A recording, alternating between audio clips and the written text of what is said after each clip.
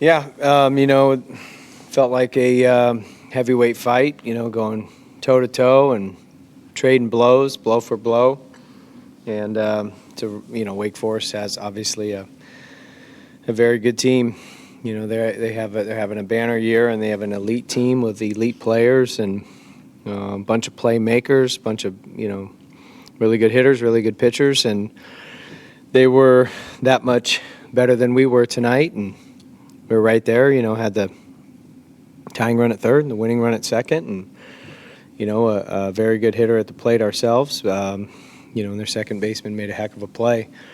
But, the reality is look a little deeper into it. We walked and hit him 10 times. And if Nick Clayton didn't really, stabilize things there in those early to middle innings, that game could have got sideways really quick. So, we had some clutch hitting. Riley Bertram had the clutch 2-run, 2-out RBI, and we pitched out of some massive jams to hold them to 4 runs, knowing that we walked and hit them 10 times. And in addition to the hits that they got, we pitched out of some big-time jams. So, but it just wasn't good enough. There's no moral victories for keeping it close, and we've just got to be that much better so we can find a way to come out on top on these close games and not have this feeling. It's a few too many times now to have a tie game or have a lead late and feel like it slips away. So,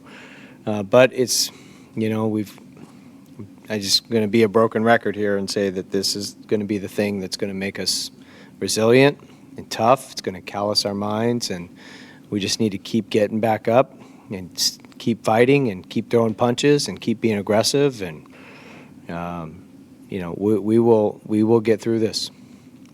Questions for Nick?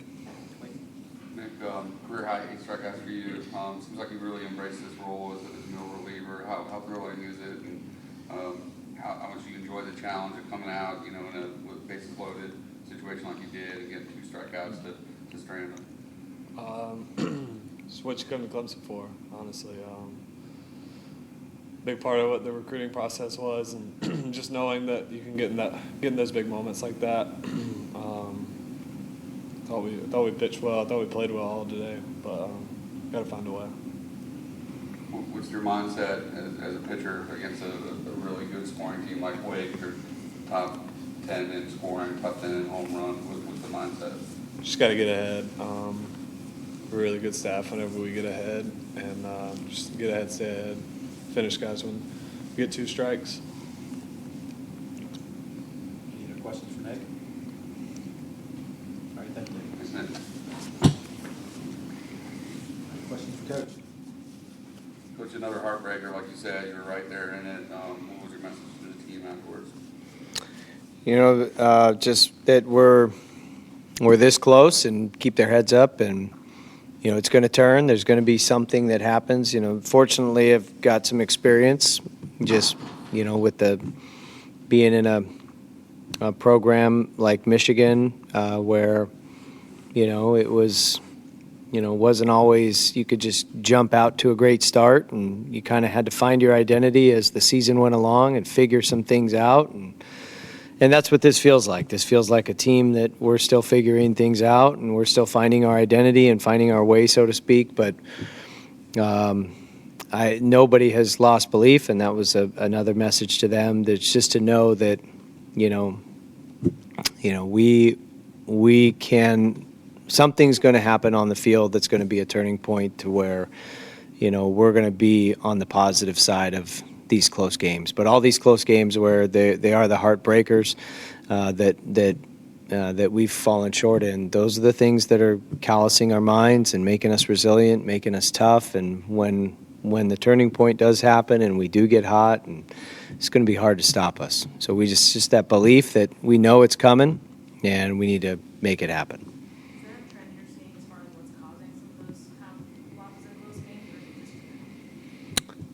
Well, the heartbreakers are when the game's tied or we have the lead after the 7th, and we've had quite a few of our losses now where it feels like that. There's only been a handful of losses where it just felt like we just flat out got beat. The Sunday game against South Carolina, the Georgia Tech Saturday game, those are the two where it was, it didn't feel like, we just got beat. And everything else just feels like there's been a couple of things here or there. Even last night's game, it was a 5-3 game or 5-2, whatever it was. It was a close game until the pinch hitter came in and hit the 3-run homer in the 8th. So, we felt like we were right in it. But all the games, we've just, been right there. And, you could pinpoint, you could go, but this is what we do as coaches. This is what drives us nuts, is because there isn't just the one thing. It wasn't just the leadoff hit by pitch in the 9th inning, and that's why the guy scored, and that's why we lost. It was, you could go back and replay, so many things, not tagging up on the sac fly. If we tag up at second, we get to third, and maybe that's another run scored. There's just a lot of little things like that never show up in the stat book. It's not always the obvious, the homer or the walks and the hit by pitches. But those are the things we'll show on video, and those are the things we'll keep training and keep improving. And that's the only way I know how to do it, is just to get back in here tomorrow and have a classroom session and show them video and show them, the things that we can improve upon, the things we did well, and just keep getting better. Coach, you're 5 outs away from winning tonight. Similar situations against Duke and Georgia Tech. How much does it hurt not having a dominant closer in those situations? Yeah, Jackson Lindley's competing his butt off. He's been good in those spots, and the guys that are going in there, Nick Clayton's been in high leverage situations. Reed Garrett's been in high leverage situations. It'll be nice when Ammons comes back, of course, but those guys that they've done a really good job. And we're, it's close, but, this isn't Clemson hand grenades. It's Clemson baseball, so close doesn't count. So, it'll be nice when, some guys, Casey Talent comes back, Brian Ammons comes back, Billy Barlow comes back. It'll be great when we're fully healthy on the mound, but, nothing, you can't take anything away from the effort that those other guys, Lindley, Garris, Clayton, Weiss, those guys that are going into those big spots, they're competing hard. You get a little surprised to see there's a closer almost throw over to first base when it was empty over there? Yeah, so everyone in the park was screaming balk, but the umpire actually had it right. He stepped off, he didn't throw. If he would have thrown, then it would have been a balk because there's nobody, the base was unoccupied. But he didn't throw, and he stepped off, and it's no different than, you can disengage from the rubber and step off. That's no big deal. But I think because he raised his arm, it caused everyone, myself included, to question it for a second, because it just, you didn't expect that to happen. But yeah, that was the right call, and there was no balk there. Were you expecting the squeeze play from them there in the 6th? Yeah, we knew that's in their bag of tricks. They safety, and they sometimes safety with a drag bunt, which is a little unorthodox. You usually want to go to the first base side, but yeah, we've shown video of their bunters and their bunt plays, and so we were ready for it, and kind of expected it, so to speak. But you just got to collect outs there on wet field at that time of night, and we've seen that too, where you don't collect outs on a bunt, and things go haywire. So, but we did fine, fielding the bunt and doing that stuff. We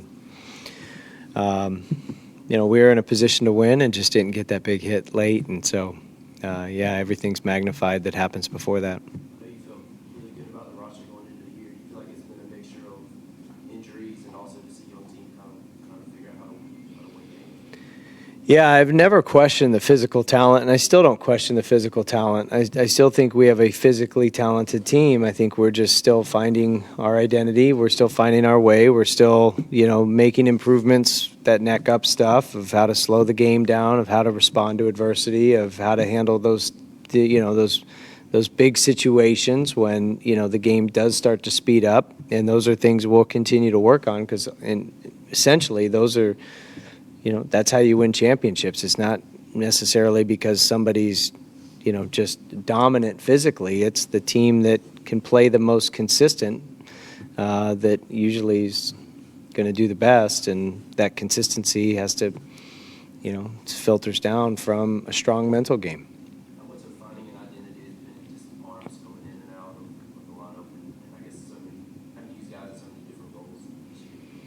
Yeah, that's been part of it. I mean, this struggle is very much going to define, this journey that we're on. It's going to be a big part of our story. If this ends up like we think it's going to end up, where we do get hot and we use all this adversity in the first half of the season to really strengthen us and build that resiliency and build that toughness, then yeah, all those pitchers that have all pitched in all different roles, as spot starters to, high leverage relievers to matchups to whatever. I mean, those are all experiences that are going to be extremely valuable for when any situation arises later in the season that we've been in. There's nothing that we will not have seen. We'll have seen, physical teams that hit home runs. We'll have seen fast teams. We'll have seen pitchers with, high 90s and plus, plus stuff. I mean, there's just nothing we haven't seen. And because of the schedule we've played, this first half of the season, we've played a monster schedule. I mean, the ACC is always going to be tough, but, there's a reason why our strength of schedule is in the top one or two or three, whatever it is. Yeah, we got the number 2 or 3 strength of schedule in the country. I mean, and it feels like it, right? But it's all things. We've been taking our lumps, but it's going to make us better, But we, where we're going to be and where we are now, and bridging that gap, that's going to be where we find our identity to get there, and where we just keep as coaches, we keep plugging away, we keep teaching, we keep coaching, we keep helping our guys get better, we keep showing video, we keep doing classroom sessions, we keep staying on them in training, and just making the training sessions really intense so that the game situations, they've been through it, and we've been through enough of it in these first 28 games that, eventually it just becomes muscle memory for them. And we're playing a tight game. Oh, game's on the line, no big deal. We've been here 28 times because that's how it feels. Speaking of that, how was it that, or how did you feel seeing Nick go out there just be as dominant as he was and not control the game the way he did? It was awesome. I mean, his role that's a perfect example of a pitcher that could pitch in literally any role. He could be a starter, he could be a long reliever, he could be a short reliever, he could be a high leverage reliever, and he could be a closer. There's nothing that he can't do, and he's been in all of those situations this year so far. So, he's got incredible metrics in the movement of his fastball, and he's very good. And so he's super valuable moving forward, and we'll utilize him as best we can. But he's been awesome. The decision to pinch Becerra for Lackey, he was 1 for 9 coming in. What was behind that decision versus somebody else? Yeah, I mean, just hoping to get a fastball, and thinking about tying the game or taking the lead with one swing, and he's trying to give some guys that maybe haven't had the opportunities, some opportunities too, like just Clayton Lackey in the game. We've seen some guys that have had 30, 40, 50 at-bats and kind of have a good feel for what they can do. And, maybe we're, as coaches, we're talking about, is there someone else that we can give a few ABs to, give some opportunities to, see if they can, be the spark and create some ignition that gets us, to get hot and start to go on a run here. But, just go all the way back to Zane Green in 2002 and what a spark he was. Not that team needed it. That team had plenty of firepower, but he was a huge spark. He ended up hitting 7 home runs in the postseason, and he didn't even travel for ACC play as a freshman. And all of a sudden he's, the postseason hero and hitting in the leadoff spot and ahead of Khalil Green. There's Zane Green, and, he was awesome. But, you never know. You never know who that guy could be. It could be a guy who has 0 at-bats right now, and he's going to be one of the big keys that turns this whole thing around and is great in our lineup, and we don't even know it yet. So it's really just, we're not going to hold guys back or hold anything back. There's been plenty of guys who've said, hey, I'm not here to redshirt, and, if I can get even just a couple of at-bats or innings, I want to do it.